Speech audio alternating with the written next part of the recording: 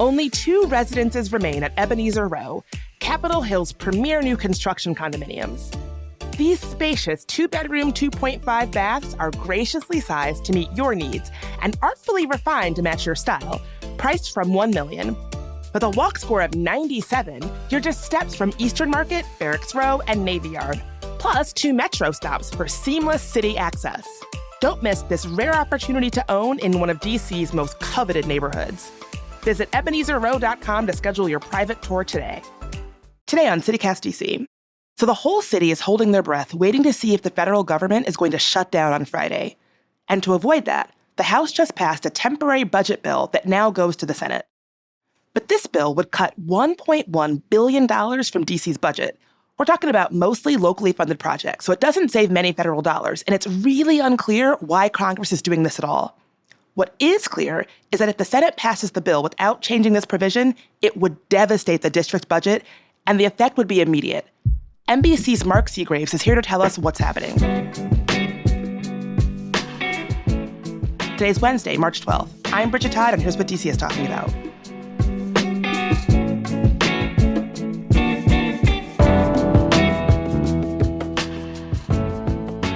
Okay, so Mark, we're talking at 6 p.m. on Tuesday night. The House has just recently passed this stopgap measure that essentially would force D.C. to revert back to its 2024 budget, rather than stick to the budget it decided on for the 2025 fiscal year. That would mean cutting $1 billion over the next 6 months. How did we get here? Yeah, so that I think is what everybody is asking themselves. Who put this into the CR? It appears that it came from Speaker Johnson's office, that they put it into the continuing resolution. As you said, it requires that the district revert to 2024 spending levels. And the impact of that is, since we're already halfway through this fiscal year and there's only 6 months remaining, that they would have to cut $1.1 billion out of the remaining over the next 6 months. To put that into some perspective, last week we were reporting that the CFO had determined that his revenue estimates were down and that the district was going to face a $1 billion shortfall over the next 3.5 years. That's manageable, right? I mean, you've got some time to prepare for it. They're just doing their budget now. It's over 3.5 years and things can change. This is the same amount of money, $1 billion over the course of 6 months. And the district only has 5 days to get prepared to start making these changes if the Senate holds with the House and passes the continuing resolution that was passed today. Well, I mean, why did Congress do this? Well, that's a question for Mike Johnson. And, the Speaker of the House, they don't get a lot of local questions, right? They face mostly national news media when they go to their press conferences. So they don't get a lot. There was no questions about this today, the Republicans' press conference. There were no questions at the White House press conference about this from the National Press Corps. So the only time the Speaker has been asked and has talked about it, he basically dismissed it, saying that DC will have all the money that it needs. I'm paraphrasing there, but that's basically what he said in response to the one question he fielded on this a day or two ago. And so we don't know the motivation. We had thought that possibly that they misunderstood the district's budget and thought these were federal funds, right? That they were making the district save, because in the big scheme of things with the district government and the federal government, DC is looked at and treated in many ways as a federal agency because DC is not a state. Years and years ago, 20 years ago, if there were a government shutdown, the district government would have to shut down too. If the federal government shut down, the district government shut down. Since 2015, DC's been exempted from that each year, including this year. So if the federal government shuts down as a result of this continuing resolution, the DC government will still be able to operate. So there was a thought that perhaps the Speaker's office thought, oh, this is federal money that we're saving. And the mayor was asked about that, if she made that clear to the Speaker's office when she talked to the staff, and she didn't really give a good answer. The other answer is they know what they're doing. They know it's not federal dollars, that it's local dollars, and they're just doing this to the district because they can. I mean, there's no really fiscally sound reason to do this. This is money the district already has budgeted. The budget was approved by the mayor, approved by the DC Council, and approved by Congress. So, because Congress has to approve every DC law and DC budget. So this budget was already approved by the United States Congress. So for them to go back now and say this, we can all only scratch our heads and ask why. But the reality is, if the Senate passes this, as the mayor said, this is going to be devastating for the district. Just to be super clear, this does not save the federal government any money. Like that's just not what's happening here. You're 100% correct on that. This is all local DC tax dollars, DC fees, DC local dollars. This is not money that if the district government, and I asked, I wanted to make sure about this. So I asked, and this is not money that if they save $1 billion over the next 6 months, that they would then send that $1 billion back to the federal treasury. That's not what happens to this money. At the end of these 6 months, if this goes through, the district would have a $1.1 billion surplus. By DC law, that's any surplus money like that has to go back into the district's rainy day funds. The district has 4 separate rainy day funds that are mandated by Congress and the district government and have to be kept at certain levels. Right now, the rainy day fund is down between $400 and $500 million because the DC government, the mayor, and the council over the past few years of budget shortages have drawn down on the rainy day fund. And so in some ways, and some people will say, well, this is good that the rainy day fund will be replenished. It's just the drastic way that it's being done in such a quick amount of time. And then again, all $1 billion, even though it's only a $500 million shortfall in the reserve fund, all of it would have to go into the reserve fund. And what that would mean is that if the district government wanted to start drawing down on that, that's a whole nother level of bureaucracy that they would have to go through. They can access that money, but it's just not as simple as if they were able to spend it right now in their budget. So just how screwed are we? Like, what services would be cut if the Senate actually does pass this and it all goes through?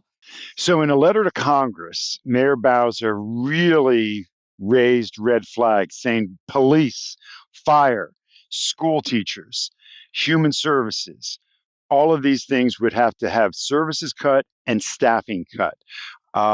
At the press conference yesterday on Capitol Hill, the mayor was a little bit more reserved about exactly what she would have to cut and what would be cut. When she was asked directly, will police officers be laid off? She wouldn't say that she would go that far, even though in the letter to Congress, she made it clear that that was a possibility and is a possibility. Look, about 85% of the district's budget goes to staff, human capital, human people, right? And so this $1 billion, $1.1 billion, represents 16% of the district's budget. There's no way to cut 16% of your budget when 85% of it is staffing without layoffs. So the mayor said the first thing that you'll see is a hiring freeze. You'll do a hiring freeze. They'll eliminate positions that are vacant, do all the kind of bells and whistle tricks that you see at budget times, that they can do without implementing any pain. But that won't go very far at all. You will start to see reduction in services, cuts to service. DC Water put out a statement saying it would impact ratepayers and it would impact their customers. Metro funding would definitely be impacted by this. This could impact the district's ability to go through with the deal that keeps the Caps and Wizards at Capital One Arena. This could impact the ability to put a deal on the table to bring the Commanders back to Washington, D.C. There's nothing inside the district that would not in some way be impacted by this. And again, because it's $1 billion out of a fiscal year that's already finished, it really will feel like $2 billion because they have to make these cuts in just the half of what's remaining of this fiscal year. So in the mayor's own words, it'll be a devastating impact to the District of Columbia. And this is just something they weren't planning for. They did not see this coming. And the only thing it's been successful in doing is uniting every elected official in the DC government. They are all in a unified stance that this is really, really bad. Mayor Bowser literally played her Trump card in this, saying, look, I've been trying to work with President Trump on his priorities for Washington, D.C. She closed down the homeless encampment that he wanted closed down. She's getting rid of Black Lives Matter Plaza. She's focusing on public safety and crime. And she's saying, She and the president share this vision of a cleaner, better Washington, D.C., and she won't be able to achieve the president's goals if Congress takes this $1 billion away from the city.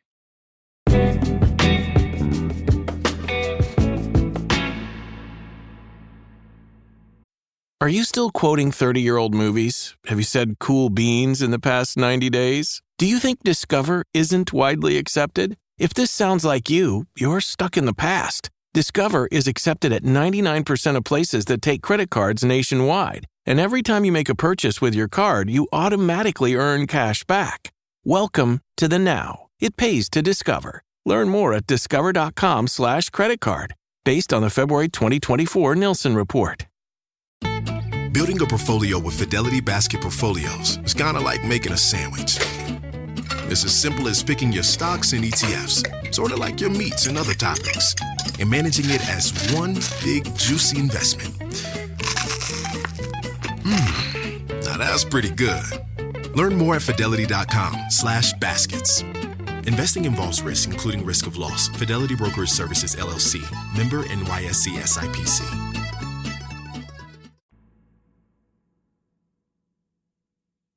Is there a sense that Bowser's kind of leaning on her diplomacy with Trump and saying, listen, we share this vision of DC, we have the same goals, let's work together? Is there a sense that that is a good strategic play here? Do you have any sense of that at all? Well, it's the only play she has. And I think she was really hoping that, that she had, stored up some goodwill with the White House. Look, we saw that there was an executive order that was going to drop. We know it wasn't just a rumor, it was real, because Mayor Bowser acknowledged publicly that she had been briefed by the White House on this executive order that was supposed to have been signed 2 weeks ago that would have addressed things like public safety and graffiti and things like that. And then it never came to be. And we attribute that to the mayor's willingness to acquiesce to some of President Trump's demands without having to use the power of his executive order. And so, I'm sure she hoped, as everybody did, that, well, this goodwill that she has piled up by doing these things, she could draw down on that by asking him to intervene on the district's behalf. And so far, the White House has been silent on this. District residents were knocking on congressional leaders' doors on Monday, basically trying to convince them, listen, don't do this. Do you get the sense that representatives in Congress actually understand how its relationship with D.C. works? Well, I think most members of Congress are probably smart enough to understand the relationship between D.C. and the federal government. But I do think there is not a full understanding and not a complete understanding.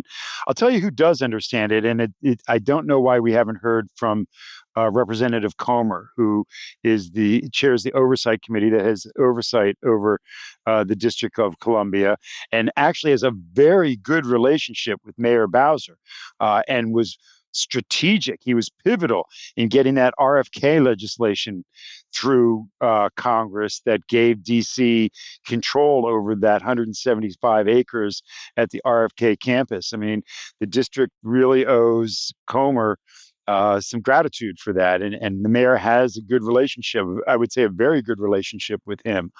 But we haven't heard from him. We know that she's reached out to him, but we have not heard him step up to intervene or to speak on behalf of the District of Columbia. I know that Bowser was expected to present her 2026 fiscal year budget pretty soon, like in a few weeks. How would these cuts affect that? Well, it's not clear that these cuts in this fiscal year would that's a good question, how they would affect the upcoming budgets. They are already faced with having to cut about $350 million for each year in the next 3 out years from the budget. It is possible that this could have a positive impact on the out years, because, as I said, if this goes through, they will, at the end of the 6 months, have a $1 billion surplus. Again, all of that has to go into the rainy day fund, but $500 million of that is money that is over the required amount in the rainy day fund. So my guess is that what you will see is, if they take this enormous amount of pain in this first 6 months, it will allow them to alleviate some of the cuts that would have been projected in those out years. And that can be the only bright spot on this. But, once you've laid off people, right? Once you've laid off teachers, cops, firefighters, or just, DPW workers or whoever it's going to be, trying to then rehire them in the next fiscal year could be very difficult. It remains to be seen exactly how the mayor and the council are going to play this, but this puts the city in a position that they have never been in before, facing this enormous, but this goes beyond even what we saw during COVID, right? As far as a budget hit. And in COVID, we had the federal government step in and provide a lot of money. You won't have that here. So that could be an upside to this down the road in the next fiscal year. But over the next 6 months, it's going to mean nothing but pain for DC residents, businesses, visitors. Anybody who comes into Washington, D.C. will somehow be impacted by this. Well, I guess that's the big question. Do you think the Senate is going to pass this bill? So it seems very unlikely that they would do anything to change it because they don't want to shut down the government. There's been reporting that Mike Johnson, the Speaker of the House, is considering sending the House home now after today so that they wouldn't be in town to vote if the Senate either didn't vote for this or changed it, and then the House would have to come back and start over again and vote again. So it's a long shot to think that the Senate will change this. Now, look, if the President of the United States does decide to help the district and Mayor Bowser out and intervene in this, then I think we know Republicans will do whatever he says he wants them to do. But that could force, if the Senate doesn't pass exactly what was passed today, then the House has to come back and vote again. And we have, just till Friday at midnight to get all this done before the federal government shuts down. You mentioned that Johnson didn't take any questions on this. This wasn't really something that folks were asked about. How important is your role in this, like having somebody who is asking the local DC questions of federal elected officials? Well, it's certainly important. It's not easy for local reporters who aren't credentialed in to get into the White House, certainly to get in front of the president. It's easier to get into the press secretary's briefings. But this is kind of the disconnect between local and national politics. And, here in D.C. is where they both collide. So, look, it's never been more important to have a vigorous press, both local and national, everywhere than it is now and has been for the past, 5 or 6 years since COVID and all the civil unrest. Press have really been earning our keep over the past few years. More, I will tell you, I've been doing this for more than 25 years. Past 5 years have been the hardest I've worked in all those years. And the past 2 months has been the hardest and longest hours that I've worked in the past couple of years. So it is important for us to stay vigilant and ask these questions. The problem is getting access to a lot of these people. It's just not as easy as we would like it to be. Well, Mark, I know this is a quickly moving story. Thank you so much for being here and for all you do. Thanks for having me. It's always a pleasure to be with you guys.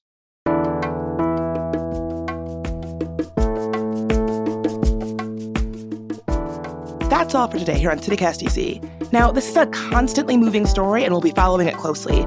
Be sure to subscribe to our Hey DC newsletter for more coverage. You can sign up for free at dc.citycast.fm. We'll be back tomorrow morning with even more news from around the city. Talk to you then.